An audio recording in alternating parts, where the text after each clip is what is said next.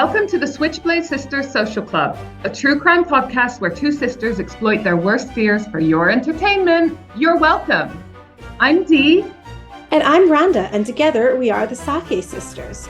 For more information, check out our website at www.switchbladesistersocialclub.com or find us on Instagram and Facebook at Switchblade Sisters Social Club. Thanks for listening.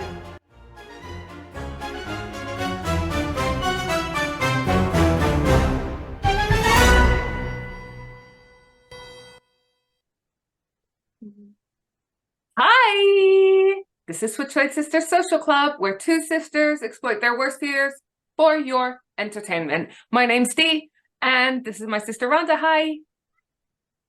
Say it again, because it cut out. It's cut out again. It's being weird. Hi!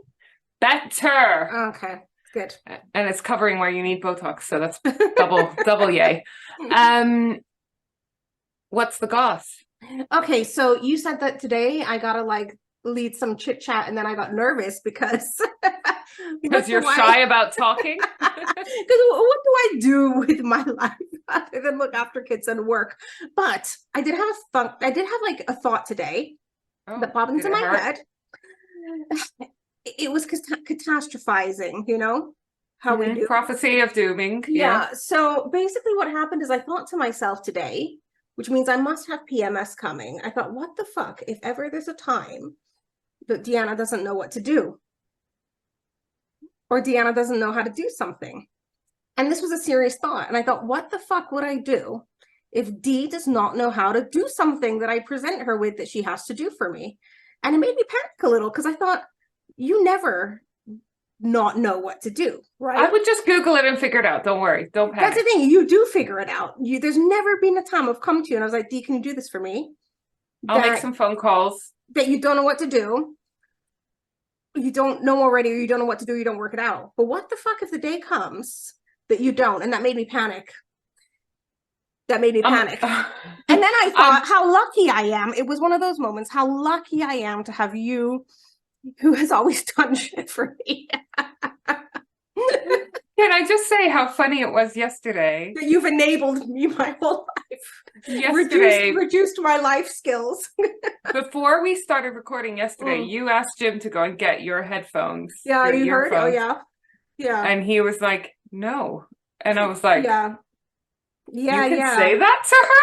Well, because he came up and he was up here because he brought me something.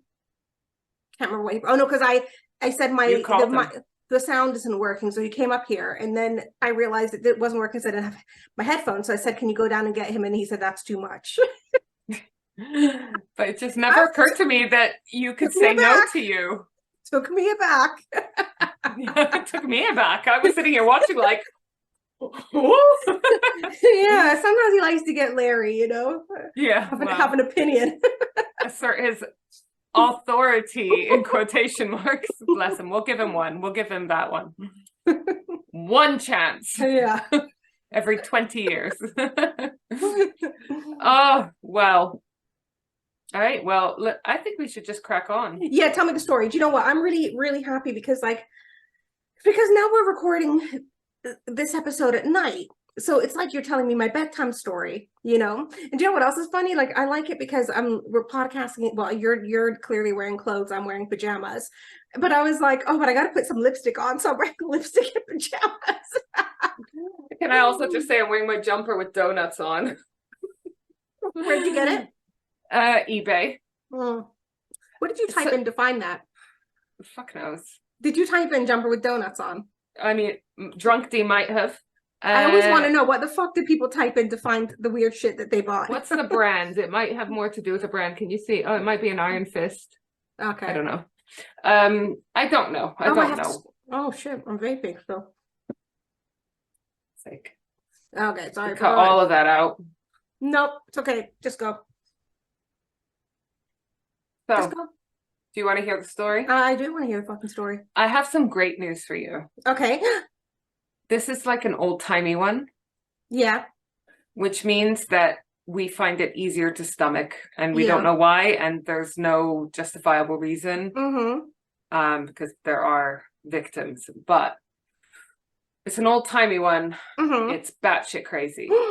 How old-timey? How old-timey? Sort of 20s, 30s, 40s, I think. Okay. Right. So, and there's a lot of shit in it. It's not Oh. fucking easy, but yeah, it's cuckoo bananas. So Okay. I picked this case because A, I hold up one finger, so I'll go one.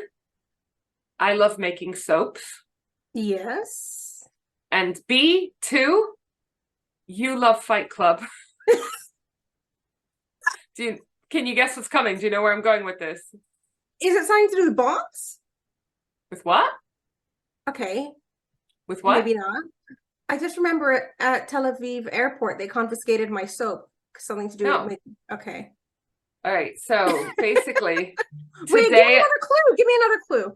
well, I'm just going to tell you, big reveal. I'm Yeah. covering the Soap-Maker of Correggio, Leonarda Cianciulli. Should have learned how to say her fucking name. Leonarda. Okay, cool. All right.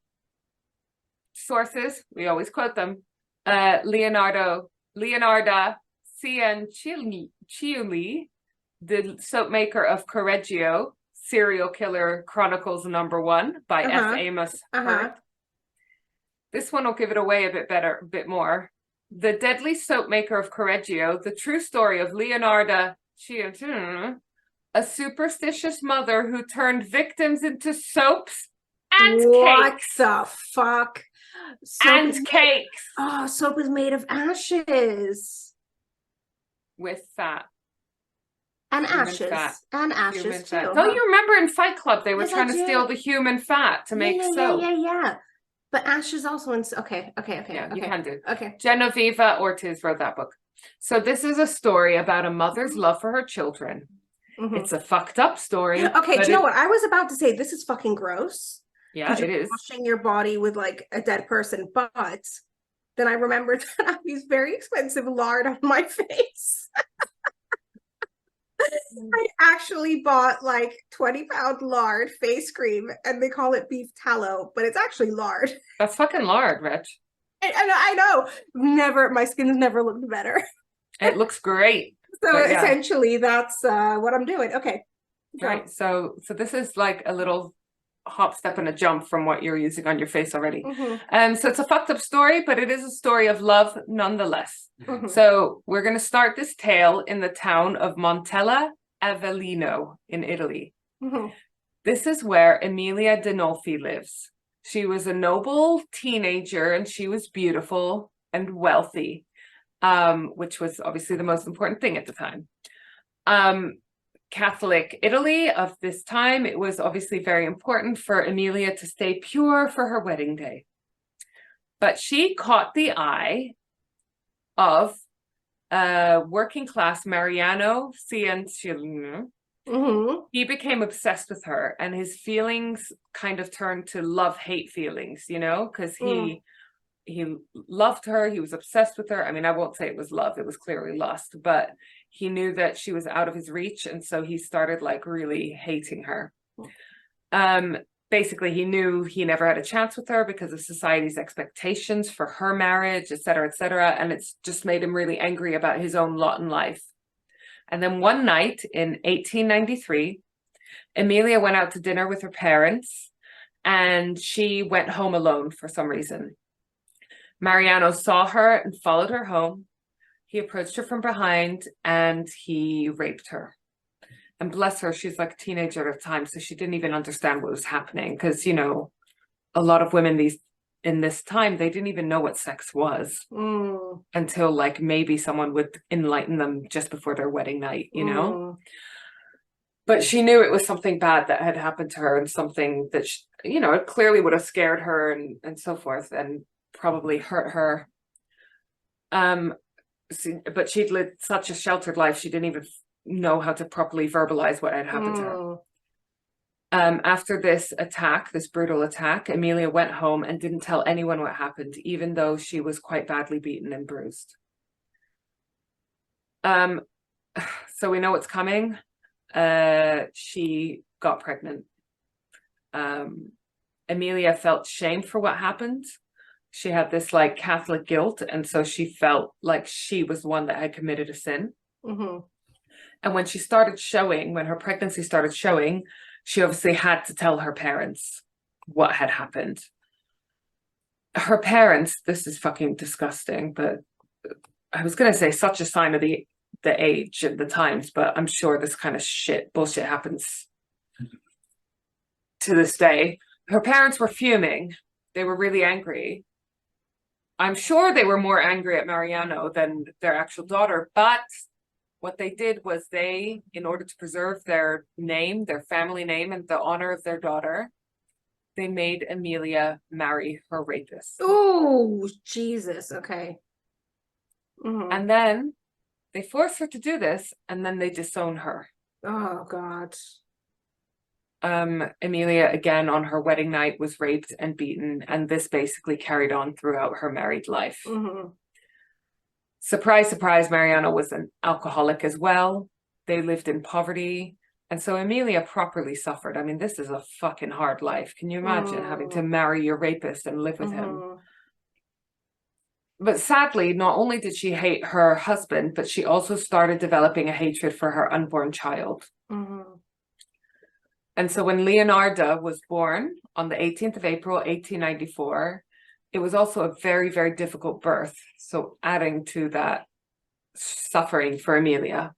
And when she was born, Emilia could barely look at the baby. Poor Leonarda, at this point, she's definitely a victim as well. Her mother, Emilia, would beat her, neglect her. And the times when her mother would neglect her were apparently the good times in quotation marks, because it was a lot better than when her mother would pay her attention, which would take the form of insulting her and beating her. Leonarda attempted suicide 2 times before she even became an adult. Mm-hmm. At age 13, she tried to hang herself, but was found in time by someone. At which point, Emilia, her mother, expressed sadness that Leonarda did not succeed. I mean, it's just so dark. It's so dark. It's so sad. A few years later, Leonarda tried again to commit suicide, to kill herself by swallowing glass. But this made her really ill, but she survived.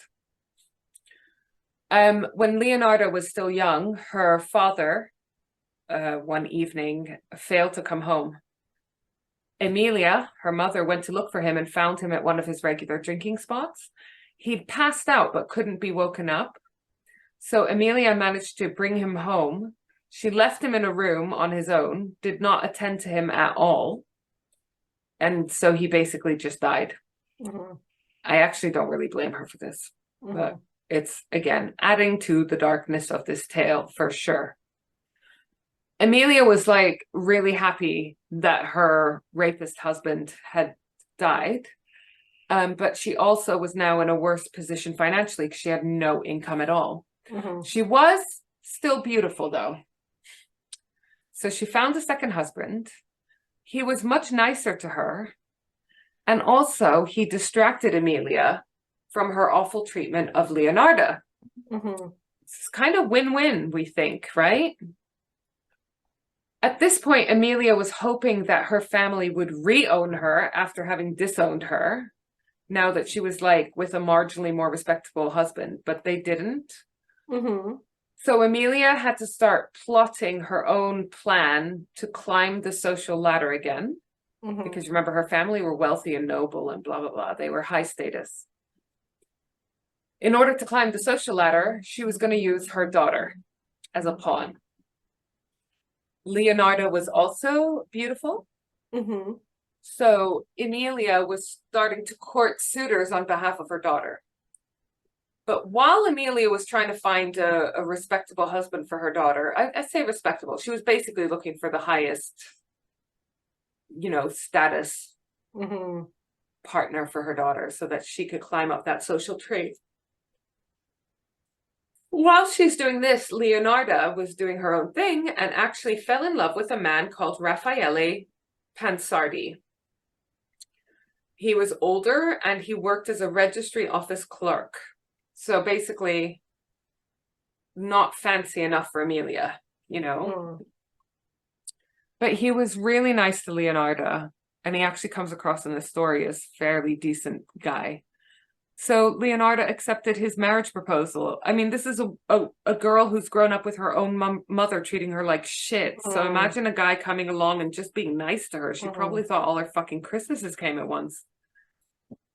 Emilia disowned her daughter, but I can't imagine that her daughter cared that much. And she basically never saw her mother again.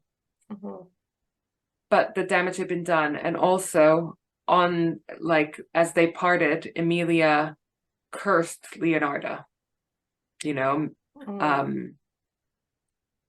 which is just cruel. Leonarda struggled with her throughout her life with anxiety, depression. It's not a surprise with the upbringing she had. Even when she was happy, she would be anxious that something was going to happen to take that all away. And she definitely struggled to understand how her husband was treating her with such kindness and love. So for those of us that have been fortunate enough to have love in our lives from our family and friends and so forth, this might sound really foreign to us, but for someone who's grown up with just without that, to suddenly have it is probably really surreal. And she just didn't understand. What, you're just being nice to me for the sake of it because you like me as a person? Like, what is it that you want? What's happening? When is it going to turn to shit? Leonarda was really concerned about the curse of her mother. She was convinced that Emilia had poisoned the town folk against her and her husband. She probably had. She probably had been going around town bitching about her daughter. She thought that Leonarda thought that might be why her husband was never getting promoted. But also they couldn't afford at that point to move. Oh. Sorry. Leonarda started at this point visiting the Romany gypsies. They were sort of nomadic and they would come through town, and Leonarda would pop along and visit them. They were quite often shunned by society and treated quite poorly by the Catholic society. You know, their ways were deemed as blasphemous and so forth. But Leonarda would start going to a fortune teller. And the first time she went to a fortune teller at one point to ask about whether her mother had cursed her genuinely, etc. We had this with Natalie Wood, where the fortune teller told the mum, that one of her daughters would drown, huh? Exactly. Her exquisite child would drown and so forth. And we have it come up every now and then where fortune tellers say these really, really horrible things. Well, that's what happened here. The fortune teller told her that she was going to live a long life, but it would be full of sadness and she would outlive every one of her children. Oh, God. Can you imagine anything worse? No. That's literally one of the worst things you could tell someone who wants. Yeah. You'd rather hear that you're going to have a short life full of happiness. I don't know. Well, that would be also bad. But so the next, obviously that threw Leonarda, someone who's already highly anxious, right? So it's not a surprise really that it then took 3 years to conceive. You know, from when she got married, because we all know now we're starting to understand more and more the impact of stress and anxiety on the body, and the physical impacts of it, especially when you're trying to conceive. So she's highly anxious about conceiving. It probably didn't help. But when she did finally get pregnant, it didn't bring around happiness. It just brought back tenfold all of Leonarda's anxieties. And she started having seizures again, which is something that she'd had in the past. And I didn't read anywhere whether she had epilepsy or some other thing that was causing her seizures, but seizures was something that she regularly had when she had her periods of high anxiety. And then sadly, she miscarried. Which again, don't know whether the seizures played a role, the anxiety or so forth, but It's just incredibly sad. And it destroyed her, understandably. And Soon how after, old was she at this stage? she's still really young. She's really Okay. young, yeah. The couple moved soon after, thinking that this would help Leonarda's mental health. Because remember, they're still living at this point in the same town as her mom. So they moved around a bit and then eventually settled in a place called Loria in Potenza, which was actually Raffaelli's hometown. This did initially seem to calm Leonarda's nerves, probably just being the fuck away from her mum and outside of her sphere of influence. And then Leonarda actually conceived a child and gave birth in 1922. So when Leonarda was around, let me do some maths, let's say mid-20s, she gave birth to a son called Giuseppe. Leonarda was devoted to her son, but she was, again, highly anxious about whether he would fall victim to her mother's curse. And she always had that fortune teller's reading in the back of her mind saying, you're going to outlive all of your kids. So she was super protective over him, like overly protective. He was not free to like go out and play with the other kids and stuff like that. At this point, money was getting tighter and tighter. And Leonarda realized to keep her son happy and healthy, she would have to get a job. So she started getting jobs like cleaning in pubs and stuff outside of hours. She was also trying to conceive again. And then what seems to be, I don't want to call it her epilepsy because I'm not a fucking doctor and no one else call it that. But, you know, her seizures came back. Yeah. And it seemed to be what caused her to yet again miscarry. She then had years of failure in trying to conceive. And all of this, understandably, made her even more protective over Giuseppe, her miracle baby, you know? She did eventually give birth to another child, and then another child, and then another child. But in between these additional 3 births, they were interspersed with more and more miscarriages. So this whole process was just heartache after heartache. And you know that's going to fuck with her head. So her anxiety was through the roof. And even though she kind of had everything she wanted, you know, a family, a husband, her kids, she was always just so fucking terrified that she was going to lose it. And I get that sense. I get that feeling, like, as someone who suffers with anxiety, there are moments where you have to, like, you realize you're not enjoying any of the good shit because you're just so anxious about the future or what's going to happen to take it away and so forth. So I have a small inkling of what she would have been going through. So sadly, her daughter started developing an unexplained illness. She was coughing a lot. And just suffering a lot. And then her second daughter also started showing the same signs. It turned out both girls had fluid in their lungs. But the parents did not have enough money to pay for a doctor to treat this. I mean, how heartbreaking is that? They used to have to alternate and do shifts to stay up with the girls to make sure that the girls didn't suffocate in their sleep. Oh my God. Again, contributing to Leonarda's stress. And like I said, in times of stress, her seizures usually kicked in again and got worse. Leonarda was looking for more and more part-time work to try to cover the medical treatment. And then one day out of the blue, her young son develops a rash and was found dead the next day. Oh my God. Oh God. I don't know what it sounds. It sounds a little bit like meningitis, maybe, you know, but like how fucking awful. And then soon after this story at all. Yeah, I know. I'm sorry. I should have put a trigger warning. There's a lot of children death here.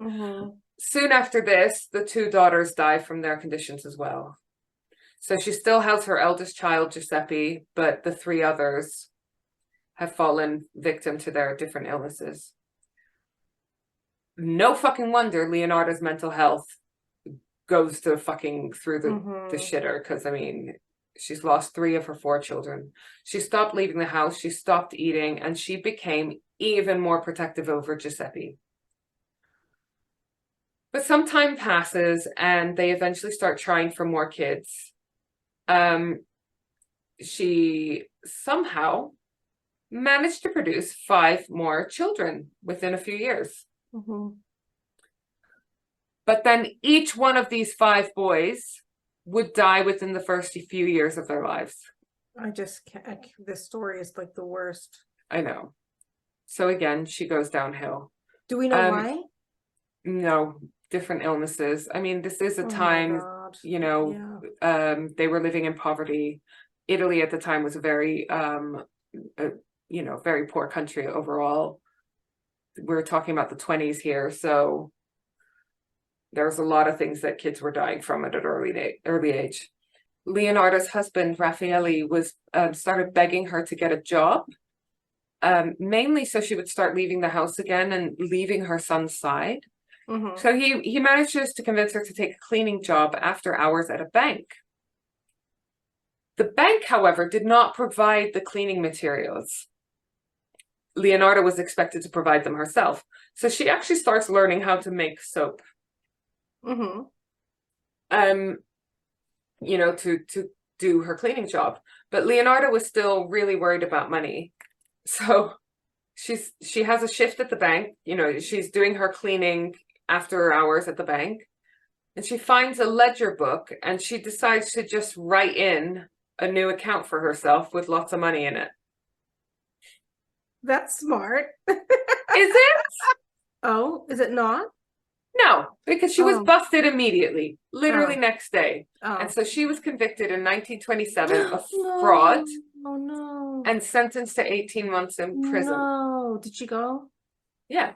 Oh. There weren't many prisons for women at the time. Mm-hmm. So a lot of them were instead sent to institutions run by the Catholic Church, Mm-hmm. which for you and me would be punishment enough. But Leonarda actually ended up in a place that used to be a nunnery, and she kind of did okay in that environment. Mm-hmm. You know, the work and the pace of life definitely was much easier than growing up with her mother, and she was used to hard work. Mm-hmm. So she stayed for just over a year before being released, and it wasn't as horrendous as you would imagine prison to be. But in the meantime, Raffaele had lost his job and his good reputation. You remember they're living in his hometown and his wife has tried to fucking steal loads of money from the local bank. His attitude towards his wife kind of changed. I think his patience ran out. Up until this point, he was very supportive, very understanding of her moods and her anxieties and her, you know, her seizures and so forth. And at this point, I don't think he could justify in his head why she would do that, you know, and risk everything. His family, because obviously they were living in his hometown, so his extended family were also there. They also started being cold to the couple. Ooh, sorry. So Raffaele decided that they should move again because they kind of burnt all the bridges there. And his family actually gave them money so that they could fuck off, which is so sad. So they decided to move to Lacedonia, Avellino, which I'm going to share my screen because I got a map. So it's kind of in the lower middle part of Italy. Can you see? So that's the sort of area that they moved to. Here, Leonarda got pregnant over and over and over again, but had miscarriage after miscarriage. Also, can we just say, like, the toll that would have on her body? And I don't know how psychologically somebody can cope with that much grief. Just first of all, the miscarriages, then the losing the kids, like that. I don't know how she just it's didn't a switch fucking off. lot. Yeah. And what she goes on to do is wrong. But if you could put yourself in the place to understand how much sadness and grief and grieving she's had to do. We'll talk about it after, but you can kind of see how she got there. She did actually give birth 2 more times though. But at this point, Reg, she had been pregnant about 16 times. And at this point only had 3 living children to show for it. And that's, you know, lots of women sadly miscarry before they even realize they're pregnant. So it could be much higher than that. It's just so bad, isn't it? So things are tense between Leonarda and her husband Raffaele, and they have moved to a much more rural setting, which also took some adjusting. Raffaele, though, did get a good job, and so Leonarda didn't have to work anymore. So she actually then became more and more devoted to her kids, especially her favorite, Giuseppe. Then some Romany gypsies come through again, and Leonarda yet again decides to go to a fortune teller. This fortune teller actually says that she could see prison and also an insane asylum. Oh, God.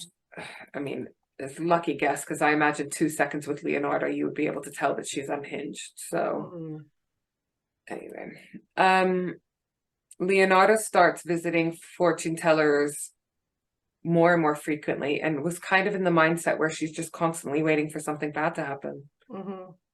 You know, imagine getting pregnant and not even being able to have even the smallest amount of joy because you're just that anxious. And I get that if you're pregnant, I mean, I don't fully get, I've never been pregnant, but I get that there's always going to be a small amount of, you know, varying levels of anxiety about how the pregnancy is going to go and will everything be okay or whatever. But I don't think Leonarda got any joy from finding out she was pregnant. She just wouldn't let herself, I imagine. And also just being so predisposed to sadness that that's just what you're going to expect going forward, you know. It's heartbreaking. It really is heartbreaking. So she goes and visits fortune tellers more and more. And she actually starts learning how to do different divination practices like fortune telling and working with charms and herbs herself, because she's going so often. So she's getting more and more sort of superstitious. She's already had a strict, like, kind of Catholic-y upbringing. Add to that this, you know, these practices of divination and so forth. Then in 1930, there was a massive earthquake in the region. And this completely obliterated the Pansardi's homes, Leonardo and Raffaele and their kids' home. And actually every home in Lacedonia was damaged, and most of the town was completely flattened. And it's only because there was a festivity to celebrate the wheat harvest, and most of the townspeople were in the fields celebrating the wheat harvest, that there weren't like thousands and thousands and thousands of people dead. Oh, wow. I mean, there was between 4,000 and 7,000 people injured and 1,400 people that died. So it was a significant loss. But if all of these people that were actually in a field celebrating the harvest, if they had been in their houses at the time, that number would have been much higher. But this earthquake and all of the damage it caused, you know, their house being completely flattened, all the deaths and injuries that she would have seen around her, convinced Leonarda that her mother's curse was real and at work still, and that she was destined for more heartbreak. The Pansardis took what they could from the rubble that was their house and went to an emergency shelter, and as soon as they could, they took a train and went up north. They moved to an area, they moved to Reggio Emilia, which, I'm going to apologize for all of my fucking Italian pronunciations because they're shocking. So now they've moved up here. You remember they were much further south, and now they're kind of center north. So they're putting in miles, you know? It's hard moving to a whole new area where you don't know anyone or anything, and you've got to function and figure out where your kid is going to go to the doctor and all these fucking things, right? So they lived in a commune called Correggio. They were welcomed here, which was a really pleasant surprise. And it's because the locals had heard about the earthquake further south, and they were super sympathetic to these sort of internal refugees, basically. Raffaelli got a job, and they rented a home, which was next to a closed general store. So kind of attached to their home was this shop that was disused. And for the first time in ages, or maybe ever, they were actually financially comfortable. And also, something with the earthquake and the move or whatever shifted in Leonarda's mindset. And she just kind of was like a little bit more resigned that there was nothing she could do to stop the bad shit, which in a weird way made her relax a bit more. So she started letting the kids go out and play, for example, for the first time with other kids, you know, in the area and stuff. And Leonarda actually started making local friends for the first time. The couple were actually very popular. Leonarda got into poetry, and she would read her poems at dinner parties, which I think we can agree to us sounds hellish, but they didn't have TV at the time, so. And Leonarda actually decided to open up the closed store, you know, the general store that was attached to their house. She decides that she's going to open it up, start a business, and sell soaps. Because remember, she had learned how to make soaps when she was working as a cleaner. And these soaps got to be super popular. So her business was taking off, and she was doing amazingly well. So it seems like a massive turning point for her, right? People also learned that she had trained with the Romani gypsies in divination, and so they would regularly go to her for her to tell them their fortune. But surprise, surprise, Leonarda, because she was very popular, she had, she managed to pick up a lot of gossip. But then this gossip would be used in her fortune telling and in her readings, you know?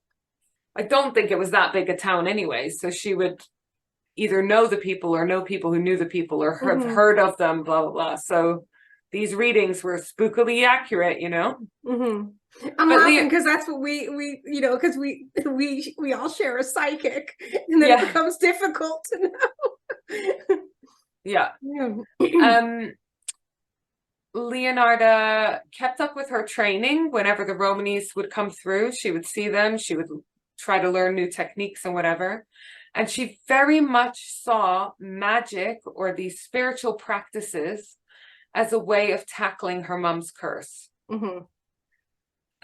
She would regularly make these like little charm bags, you know, filled with herbs and precious stones and so forth, for her kids to carry, you know, these protective talismans or whatever, which that's not just a Romani thing. That is, most cultures and religions have some sort of symbol that you might wear in jewelry or evil eye thing. Yeah, exactly. Or like, you know, cross or you know, different herbs that symbolize different things and protective things, or, you know, saints medallions or whatever. Like it's not that weird a concept. It's found in most cultures. Leonarda would actually also sell her charms and her spells and stuff like that. So now we're entering sort of 1930s, which is a really difficult time in Italy. We already said that like poverty was extreme in a lot of the areas, and Benito Mussolini was in power and had taken apart bit by bit the democratic system in Italy. And then you come to 1940, where we're entering World War II. So it's a fucking lot. There was loads of propaganda going around in order to try to recruit soldiers to the army. And in 1940, Giuseppe was 18. Oh, no. I knew you were going to say that. Oh, fuck. Okay. He's 18. And as we know, 18-year-olds are fucking stupid. He was a literature student at the local university, so in some ways not stupid. but he was infected with this sort of nationalist fever. And he also loved his mum, but also wanted to get the fuck away from her because, you know, his whole life, he's been like put on a pedestal, been wrapped up in cotton wool. So he joined the army and didn't even tell his mum that he joined. It was someone else in the street that let slip that her son had joined the army. So Leonarda is obviously in high anxiety, massive panic mode, right? She turns to her magic and her spiritual practice, and she somehow interprets from her magic books that to save her son's life and to stop him coming to harm in the army, she would have to take another life. Okay. Don't know where she read this. I've read a lot of spiritualist texts and books and about different cultures and whatever, and not come across this very much. Anyways, so she makes a poison and decides to take one of her clients as a victim. And she picks 76-year-old Signora Faustina Setti. This lady was unmarried and had no children. And I've put in brackets, so completely worthless. God. But Leonarda's logic was that she didn't have any dependents or whatever. She was a regular visitor to the shop because she was still looking for love. Oh, God. So it's like, Faustina, my spirit animal. When Faustina arrived for her regular appointment, Leonarda told her That's that a great she had... name. Faustina is a great name. Leonarda told her that she'd actually found her a husband in Pula. Don't know where Pula is, but somewhere a little bit further away. Leonarda told Faustina not to tell anyone about her plans to move to Pula, because they wouldn't be on board with it and they would dampen her happiness. They would piss on her parade, basically. I mean, it sounds suspicious, doesn't it? But like, she clearly knew that finding true love was Faustina's biggest hope and desire. And so she was very easy to sort of take this leap of faith, right? And she obviously clearly trusted Leonarda. She knew her, you know? Leonarda told Faustina to write a series of letters describing her safe journey and her safe arrival. And Leonarda would post them in a few days on her behalf. She's very odd. On the next visit, the next time Faustina came to visit Leonarda for, you know, in her shop, Leonarda gave Faustina wine to calm her nerves.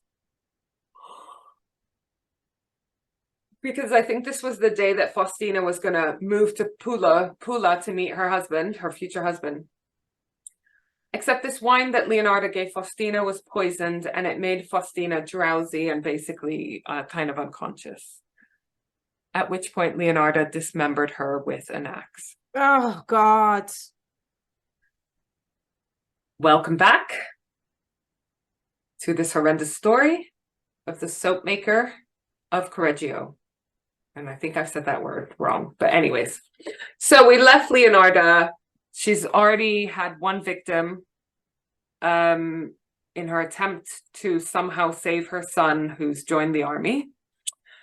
And she's decided she needs to pick a better, in quotation marks, next victim. Someone with more social status or whatever. Someone who she views as a peer to her son. Although I'm sure no one matches up to her son.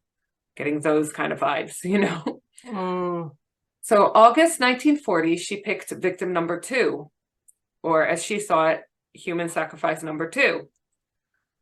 She chose Francesca Soavi, who was younger. She was previously a school teacher and very respected member of the community. She had been married, but she was widowed, and she'd left her job as a school teacher to look after her sick husband. So clearly a really good person too, right? She was quite poor though, because she had given up her job to look after her sick husband, who clearly wasn't bringing in an income and who then passed away. So she had gone to Leonarda to help her. Leonarda pretended a job had opened up at a fancy pants school for girls up north, but that Francesca would need to get there as soon as possible. Francesca didn't doubt her for a second, because you remember in this town, Leonarda has become a sort of member of the community and a trusted one. Leonarda again told Francesca to write letters to send to her different friends, detailing her journey and her safe arrival and her new life, and that Leonarda would post them. And again, I don't know how she convinced them. Maybe like, oh, you'll be so busy. Why don't you just write these letters in advance saying that you're... Was that her like cover for murdering them?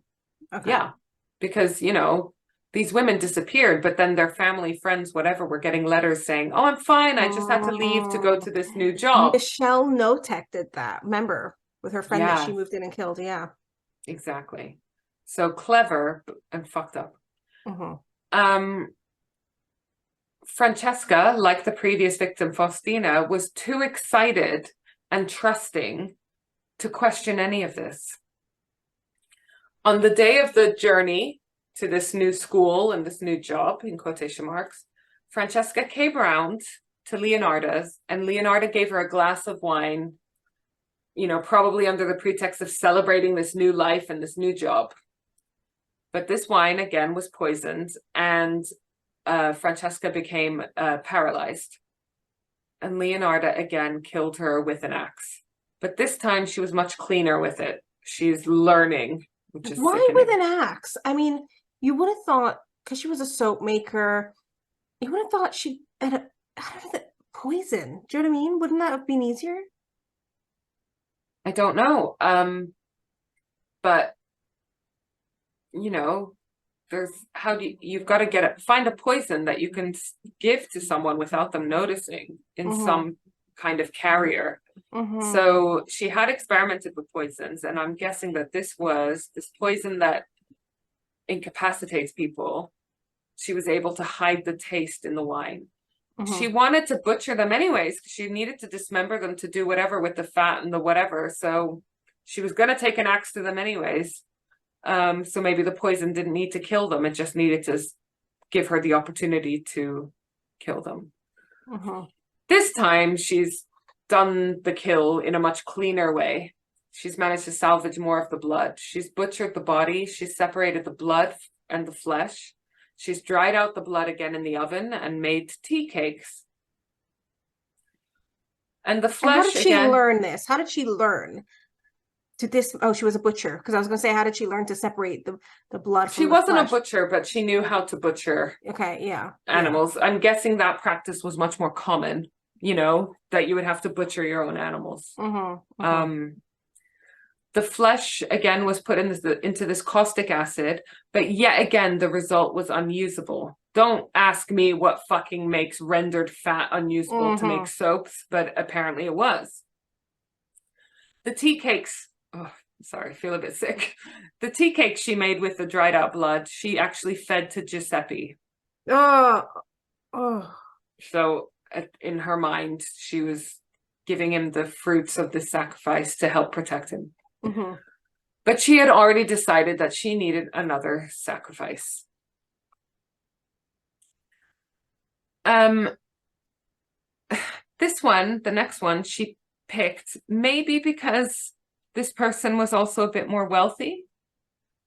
She had robbed her previous victims of whatever they had.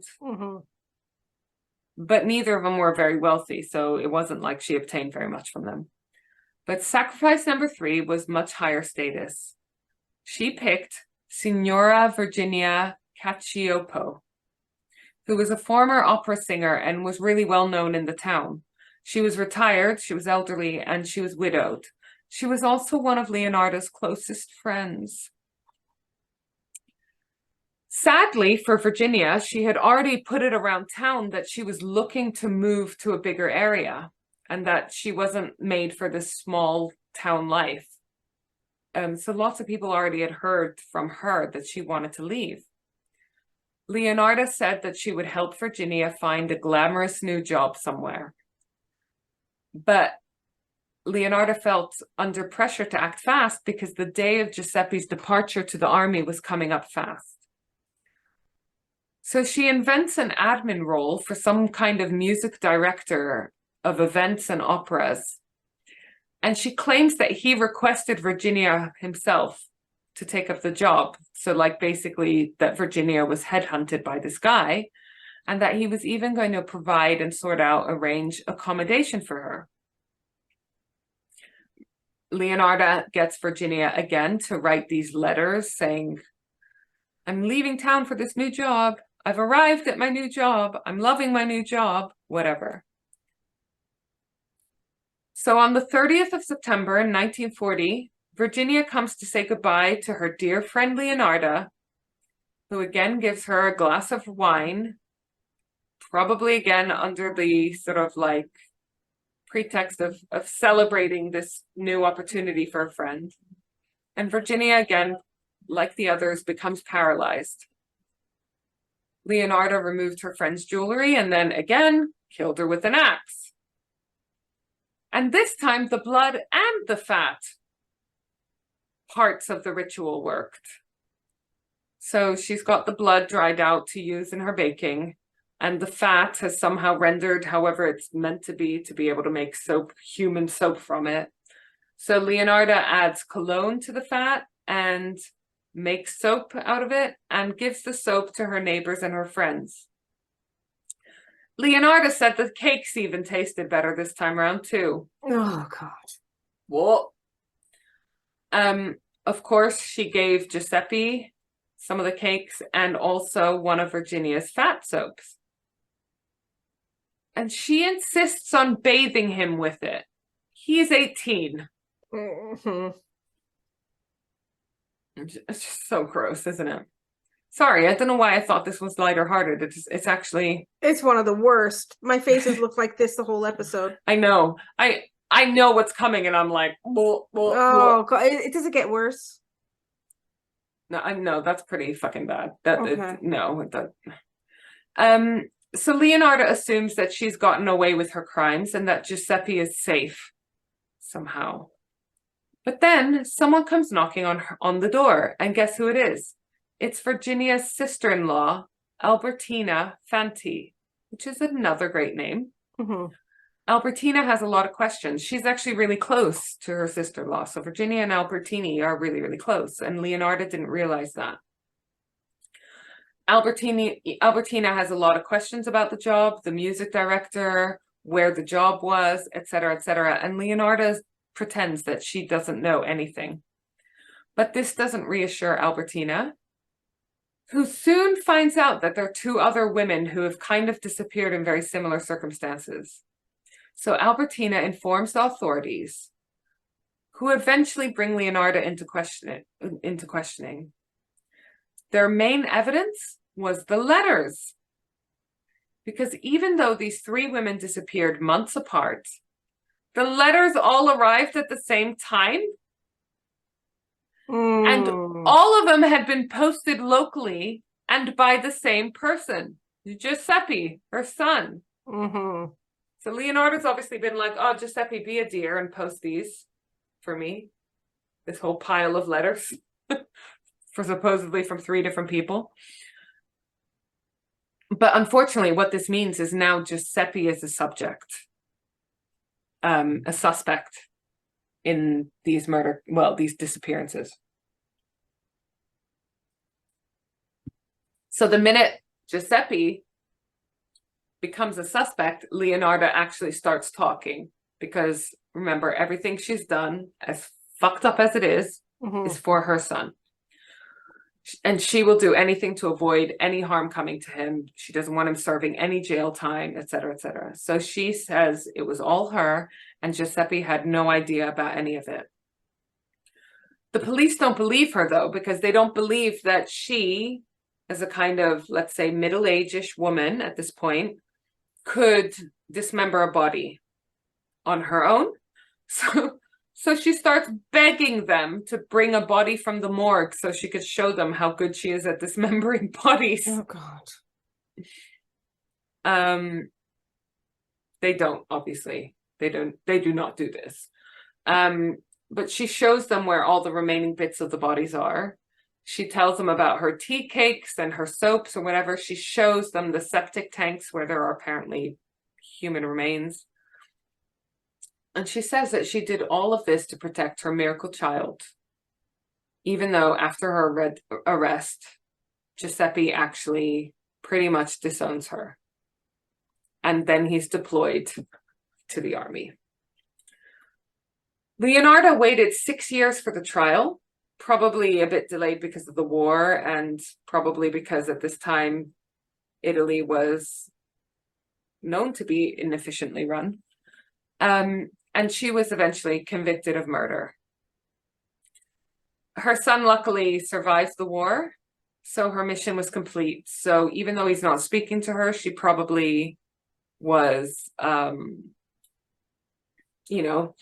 happy to some extent that she had managed to protect her son, because I'm sure in her mind it was her human sacrifices that protected him. While in prison, she wrote a 700-page memoir called An Embittered Soul's Confessions. She's just like, sounds fucking grim. It's thought now, because I tried to do a bit of research on her kids, because not all of them, died before her.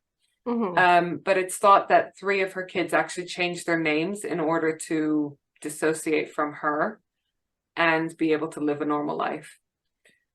Raffaele became an alcoholic during all of this. Not surprised. That's a lot for, he was also suffering from having his wife have all these miscarriages. That's gonna be a lot of sadness for him as well. If not physical harm, it's gonna affect him mentally. And then finding out that your wife has done this, Leonarda died on the 15th of October, 1970, which the 15th of October was weirdly the day that I was doing this research, which just creeped me out. Yeah. So yeah, that's the deadly soap maker. Oh, for fuck's sake. Of Correggio. Do you know what? I don't like, when do I ever like the fucking stories? But this one just had too much sadness in it. It had too many episodes of grief. Yeah. Starting with the rape of her mother, then her miscarriages, then being treated badly by her mother, then kids dying, then her murdering other people. It is just, my nervous system is broken now. Yeah. I'm going to share my screen because I want to show you a picture of Leonarda. It looks like her mugshot, so...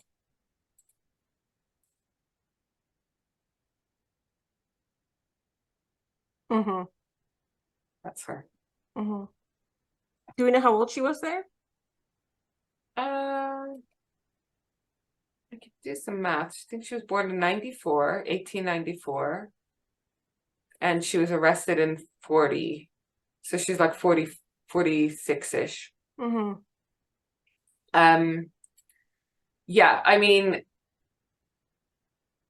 she clearly had got, to put it politely, fucked in the head by everything she went through. I'm too tired to think of something a bit more PC to describe it, but she was clearly unhinged, unbalanced. Totally understandable, because what she went through between, like you said, the abuse from her mother and all of these miscarriages and then the child deaths and so forth. And maybe if she'd been in a time and a place where she could have got help from it, that would have been something that she would have been able to do. Instead, she got no professional help for it and convinced herself that she needed to kill people to protect her remaining children.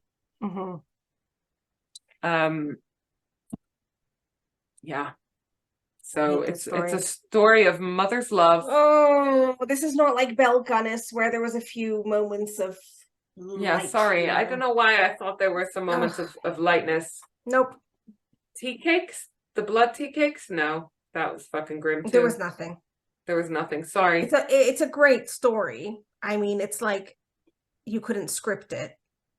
Who could imagine all those fucking elements and put them all together to create that story? But fuck, I don't like it. Time for the People's Pulse, I think. Yes. Okay, that's why we have the People's Pulse. People's Pulse. People's Pulse. People's Pulse. So I've decided my favorite People's Pulses are the ones where we ask people to bitch about things. We ask them to moan about something. Those are definitely the ones we have the biggest response, the highest response rate, and the ones I enjoy the most because they're funny. So what was the question this time? So the question was, I'm going to read it out exactly. Oh, sorry. I didn't feel it's getting late. Okay, so I am not a psychopath because that made me yawn. Good. Learned that from Luther. Okay, so most annoying thing people do. Okay, so I was excited about this. And after the annoying celebrity one, I thought, you know what? I'm going to read people's answers first before I think of mine. My list of things that annoys me about people is like probably as long as my list of sort of phobias and yeah. And I have to say, like, what my ones have already been said. So, your hair looks super cute today. I just want to say, does it look cute? Okay, let's address with this little braid. Oh, did you see? It's kind of obscured by the microphone.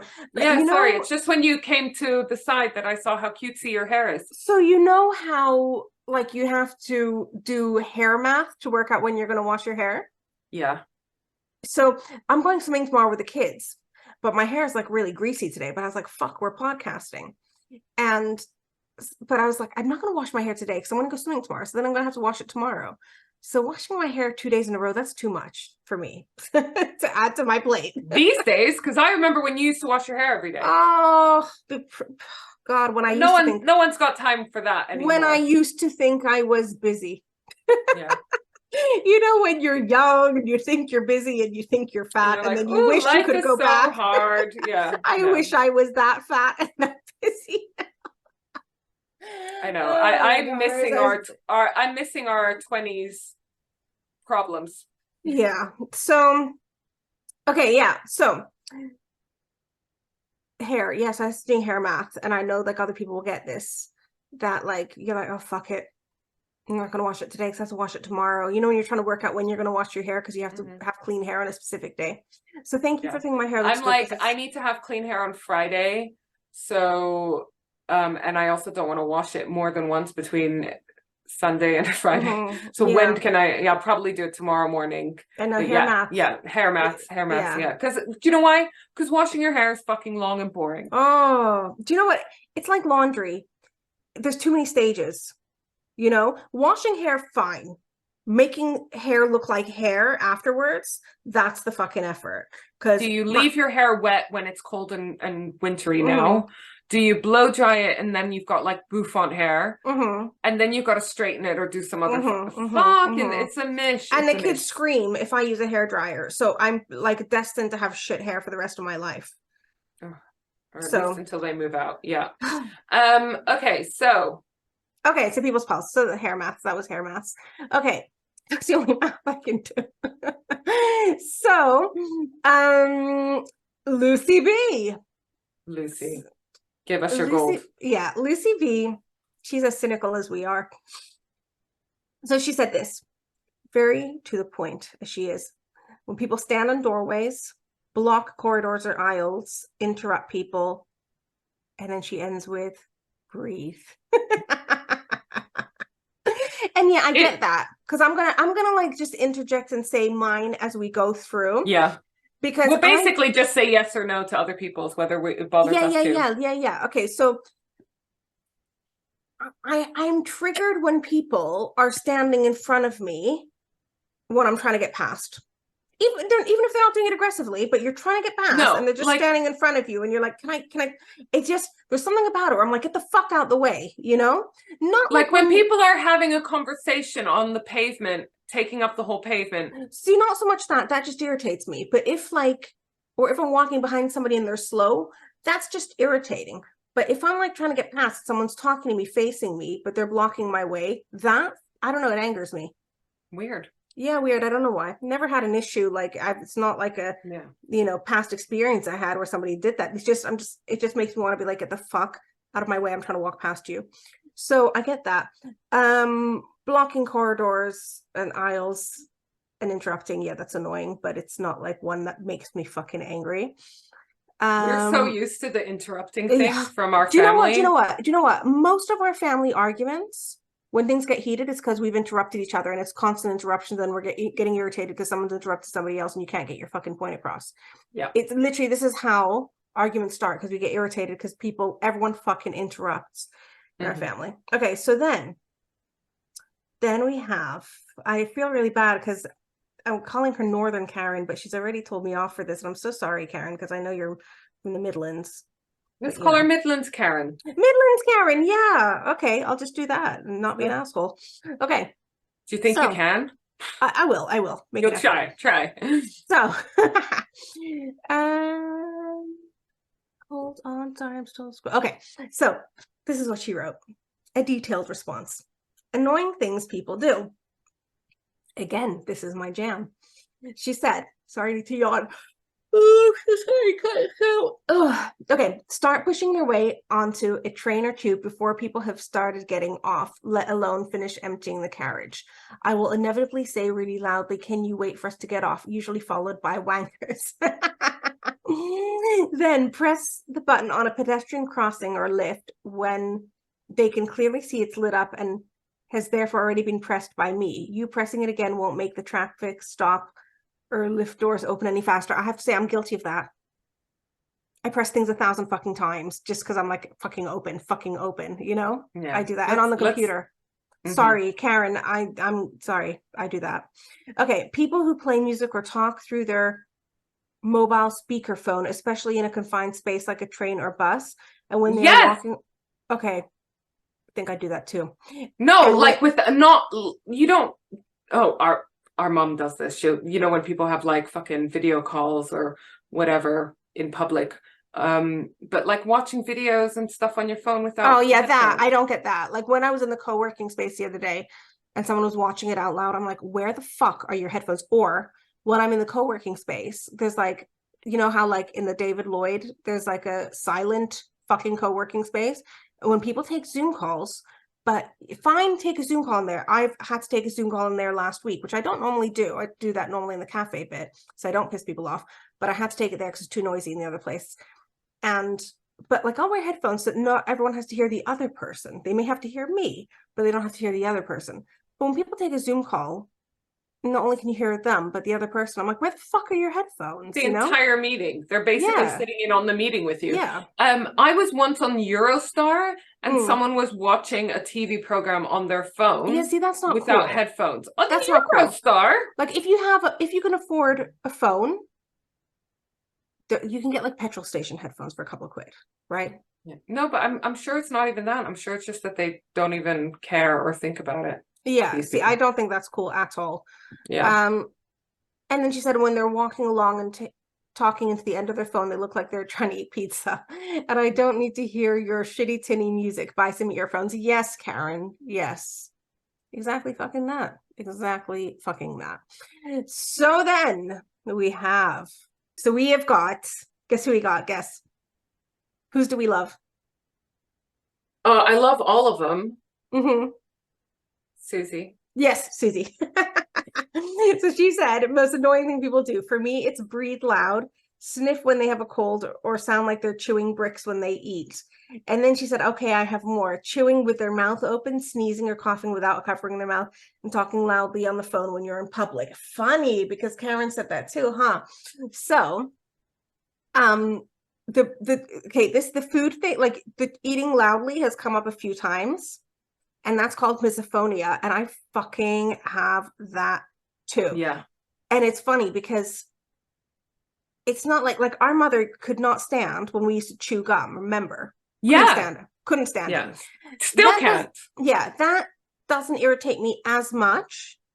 But what fucking bothers me, and it's like it instantly boils my blood. It has that kind of reaction. Is if somebody's like, it's like the lip smacking and the eating with your mouth open, but it's like when you can hear the squelching and it's like, oh, it's like literally like watching a nature documentary when you see the fucking hyenas, like, oh God, I can't. Or my other one is when people slurp their drinks. You've always hated that. I can't fucking stand the sound. Makes me How do you feel about when they've got a straw in a drink and they just need to get that last bit? That's okay. That's the thing. That's okay. Needs must. That's okay. That is. I don't. Do you know the things? It's this. Oh, it fucking makes me angry, and I cannot work out whether I'm angry because of their manners or lack of them, or if the sound just makes me want to punch something. I mean, go back and listen to a couple of episodes if you want to hear a 20-minute rant on that. I don't feel like we need to revisit that. Did I already do that? Yes, you went off. What was it? Was it your phobias? It might have been your phobias one. But God, like, I mean, it is bad manners. Yeah, here we go again. Okay, but it's the fucking sound of it. And I'm just thinking back to when I was in like the silent co-working space in David Lloyd. I know, and the woman that was drinking her smoothie. It was tea or coffee. I don't know. Anyway, okay. So then, I mean, I agree. It's annoying, but yeah. No, but there's annoying, and then there's like fucking infuriating. Do you know what I mean? A lot of things just annoy me. I think that our listeners will probably by this point know that you maybe get angry more than me. Yeah. Yeah. That's true. But when I get angry, I fucking go off. It's like, I haven't seen you in a long time. Honestly, I haven't seen you fucking angry in so many years. You know, nothing, like you're unflappable these days. It's so weird. Nothing fucking gets you. Do you know what it is? Head meds and counseling. Yeah. And also alcohol. Yeah. Because I'm a happy drunk. Yeah. Something else our listeners will probably know. It's working. Yeah. So then Karen, our dearest Karen in the States, said not using their directional when driving. And so I had to ask her, does that mean indicators? Is that what Americans call it? Directional? I guess so. Yeah, I never heard that word before. So what do they call roundabouts? I think they call roundabouts rotaries. What? Rotaries. Like chickens. That's rotisserie. Rotary, like rotary engine. Yeah. Well, that's fucking weird. Okay. So yeah. That's another thing that fucking annoys me, but not just the indicator thing, but because I spent a lot of time driving on the motorways. What makes me so angry, and this is reasonable, is those people who think they are fucking Vin Diesel in the Fast and the Furious. And I'm telling you, the worst car drivers, the worst ones who do this, it's always men in their 20s or 30s. It's hatchbacks, little fucking hatchbacks, and BMWs. Now, I don't have anything against BMWs. My third car was a BMW, because I have this belief that's the order she had them. It's not like I have 3 cars all yeah. My like third just car. To clarify. Because when you're Arab, like you really aspire when you've made it. You get the BMW or the Mercedes. Now I was teaching when I got the BMWs. I had not made it at all, but I got the car anyway. So I don't have anything against BMWs or BMW drivers, but I only fucking see hatchbacks, BMW drivers fucking do this on the motorway. But it's when they literally, those people who are literally weaving in and out of the cars, not indicating. It's literally like a fucking sport for them to see, like they're literally they're going between the lanes, and it's like you are literally getting 30 centimeters. Yes, that's what I'm talking about. That's what I'm talking about. But no, but also they're cutting so fucking close to you just to test their own fucking ability. Like I feel like they're doing it as a sport. And then what happens? Next traffic light, you're fucking next to them again anyway. So what have you achieved? I don't even think that they're doing it to get anywhere faster. I think a lot of the times they're doing it just for fucking fun, like they're playing Mario Kart or something. Like it's the kind of people who literally cut across 2 lanes like that, no indicator or anything. And it's like you're relying on everyone else's reflexes to be good, to fucking brake because you're being a cunt. You're dicing with death and playing with other people's lives. So yeah, hate that. Anyway, so Karen also said, talking to you, she said in quotation marks, but looking around to see what else is going on. And I was like, yeah, like when you're talking to someone, but they're like looking over your shoulder, they're like, yeah. And they're looking over your shoulder to see what's happening around you because they're bored by what you're talking about and they just want to be talking to someone. And you can tell if this is an ADHD thing or I'm just looking to see if a better offer comes along. Exactly. Yeah, don't like that. So we had a couple more. This is Lynn, the love of my life, Lynn. She said loud eating and slurping. Me and her have talked about this a lot. Yeah. And she said nose picking. Yeah. She has an issue with like snot and mucus. And then we had a last minute entry from, guess who? Who is last minute? Isla. Yeah. So, okay. So then she said, and I love it because people are like, oh, I don't know. And then they tell you one thing, like, then they start thinking and about then, and also. Yeah, exactly. Then they start thinking about what annoys them, and then they then you get loads. So she said, stopping in the middle of the road to think about where they're going. She said, like when you're walking down the street and folks stop right in your way and just don't move. But she said, that's not that interesting. They're all interesting. And then she said, when people who feel entitled ignore other people. And then she said, so when we did events, some donors, or not even donors, just attendees, thought that they're maybe better than other individuals and would make excuses to get away from them or just ignore them. She said, I don't Again, like that's the looking over the shoulder for a better offer thing. She said, I don't like bad manners, full stop. Then she said a big one. And she said, when you're in the butcher's, specific, and the person in front takes ages looking at all the meat, deciding even though they have a fucking list with the items they could just hand over. Happens all the time, and I can't go in butchers until there's no queue. Which I need to go back and ask her about this, because why just at the butcher? Maybe it's because you've got to say, I want 400 grams of whatever, and then the butcher needs to cut it up or whatever. Okay. Okay. Yeah, it is very specific. So those are our entries. So what are yours? Nothing fucking irritates you.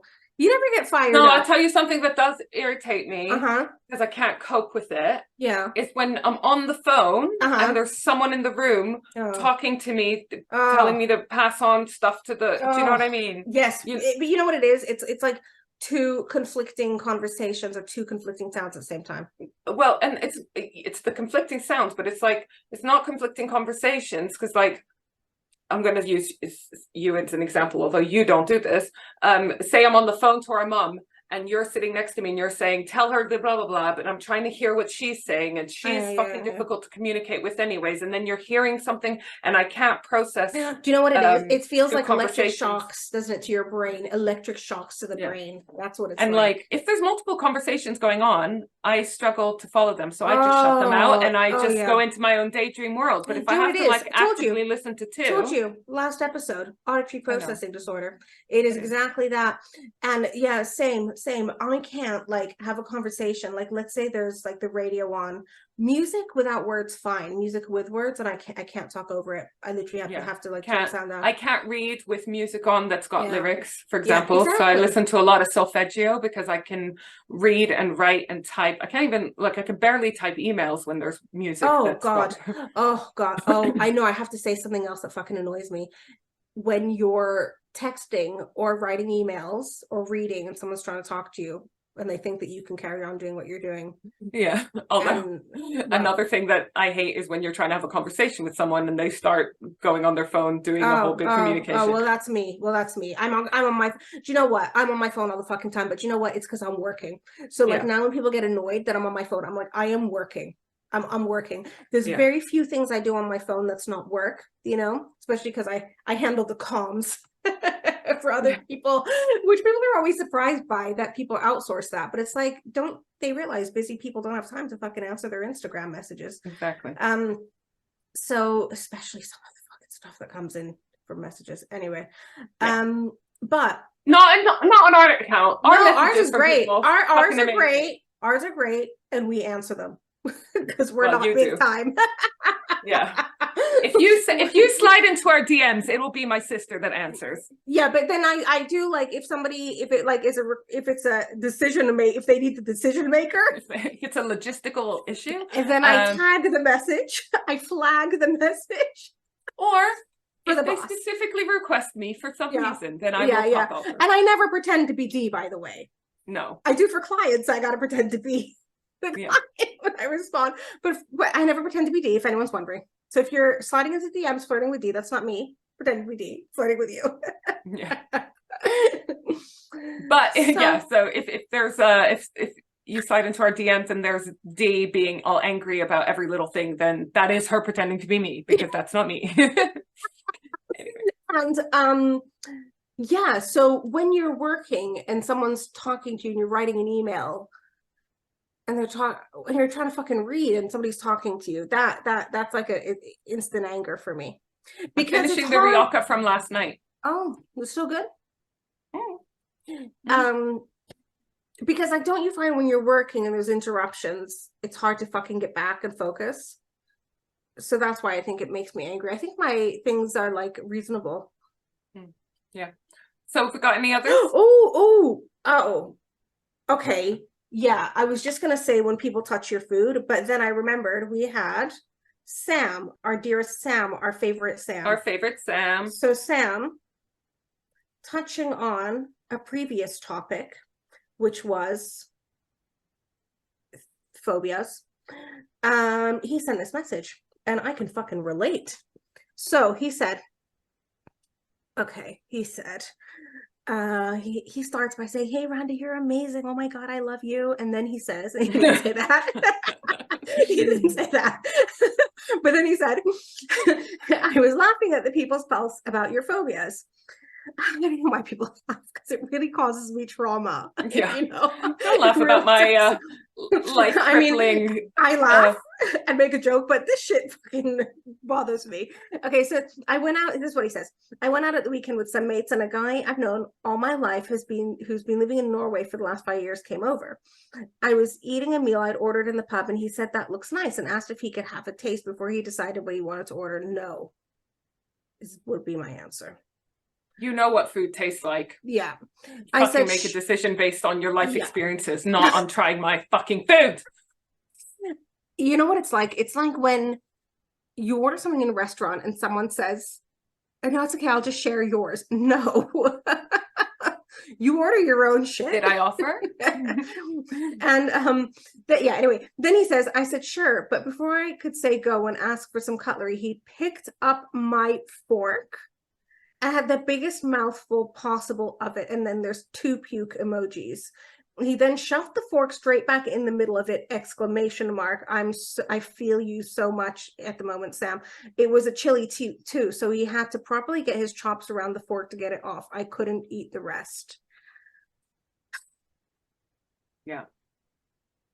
Yeah, I would have just slid the plate over to the friend at that point, because so it's contaminated. Then that conversation followed on between me and Sam, and he said, "Oh, sorry. He then says, sorry, didn't see any frogs though, laughing face. And my hands didn't need setting on fire." You have to listen to the other episode. But not only would I have had to relinquish the dinner to the friend, I would have relinquished the fucking friendship too. Yeah. But you would let that one fizzle out fucking fast, wouldn't you? If that person would be capable of doing those things, then those horrendous crimes against humanity, then we're not going to get along. That we're going to differ on so many things. We're going to differ on so many things. Mainly so anyway, health and hygiene things. Yeah. But yes. They couldn't come into my home. No. No. Yeah. Would you let a friend do that? You're okay with most things. Would you let a friend eat off your fork? I can't imagine a friend that would. Okay, but let's say no, but okay, but let's say Isla. We know Isla's hygienic. Okay. Maybe I shouldn't have given a name. If a friend, I could never lose Isla from my life. So if she but if they licked my teeth, I would still be like, oh God. Isla has her own weird phobia. She would get her own fucking fork. Yeah. That reminded me of the time that your stripper, your Hindu, was fucking forcing me to lick his nipple, and I was like, he brought like fucking low-fat Greek yogurt or something, like not even anything particularly appetizing. No, honestly, at that point, I said, "Look, I'm not going to pay." I still, at that point, we just paid the deposit. I was like, if you make me do that, no, there will be problems. Lick a fucking hairy nipple. No. Did you touch his penis? Was it real? Was the question. We never worked out whether it was real. I don't remember touching his penis. You did. He like, I mean, involuntarily, out of force. Yeah. It was assault. So what you're saying is I was sexually assaulted. Yeah. But we never could work out whether it was like real, because you know a lot of them wear silicone penises, don't they? Yeah, I've repressed it, to be honest. Does that happen? And there's pictures of it. I am thinking about Kat though. Kat fucking enjoyed it. Didn't she? Kat. Remember? Tell me, what'd she do? She just had a great time, and he was like, "Come over to get dance with me," and she's like, the rest of us are like. And she was having a fucking whale of a time. All right, I think we should wrap this up. Okay, good. No, I don't mean good, but okay, it's been a good episode. It has been a good episode, in that it was traumatizing and then hilarious. We do say so ourselves. If we're quite good at this podcasting, aren't we? Someone told me the other day I had a nice voice, and I was like, thanks, I use it professionally. Like a cunt. What a cunt. Yeah, you know, when you say something, you're like, oh no, I need to check myself. Yeah, because I'm a wrecking myself. Yeah. Awesome. It's been good. Yeah. All right, well, I love you. Best sister in the whole world. I love our listeners. I love our contributors to People's Pulse. Yeah. Hey, guys, I haven't asked you this in a long time. Write a review. Yes, every day that I open the Chartable email, there's no fucking review. And you know who I'm gonna you know who I'm gonna call out. I'm gonna call out, not about reviews, but Gina, we love you. And you have not submitted a People's Pulse. Gina, we want to know what you fucking think about. And I know that Gina, me and Gina have been talking about Real Housewives, but you have not told us your phobias or what irritates you. So, do you know a good People's Pulse though? Mm-hmm. Which would just be interesting for drunk Real Housewives on Patreon. People's favorite Real Housewives franchise. Yeah, but what if they don't watch it? Then they don't answer it. Okay. It's not very inclusive. Well, okay. Then don't do it. All right. Well, maybe it doesn't need to be. If anyone has any People's Pulse topics they want to suggest, DM us. Like, what would you want to know the answer of from us? Oh. Do you know what I mean? And then we'll ask it to everyone, but we will inevitably share our own. I still wonder if we're anyone's weird crush member. We did weird crushes. DM us if we're your weird crush. Yeah. All right. Yeah, so bye. Love you. See you next week. Love you. Bye. You. Love you. Sexy listener. And love you. And love all of you. Sexiest listeners. Yes. Bye. Mwah. Hey there. Thanks for being a loyal listener. Do you need a new website or want to boost your social media performance? Or do you hate podcast editing? You've tried optimizing your website and social media channels, but you're still not getting the listeners, downloads, and engagement you want? We, the Safié sisters, love helping people with tasks that they hate. We know a thing or two about podcasts, websites, and social media, and we love working with other podcasters and business owners. So why not head over to switchbladesisterssocialclub.com and go to our Work With Us section. We believe in collaboration over competition. A rising tide raises all ships. Bye!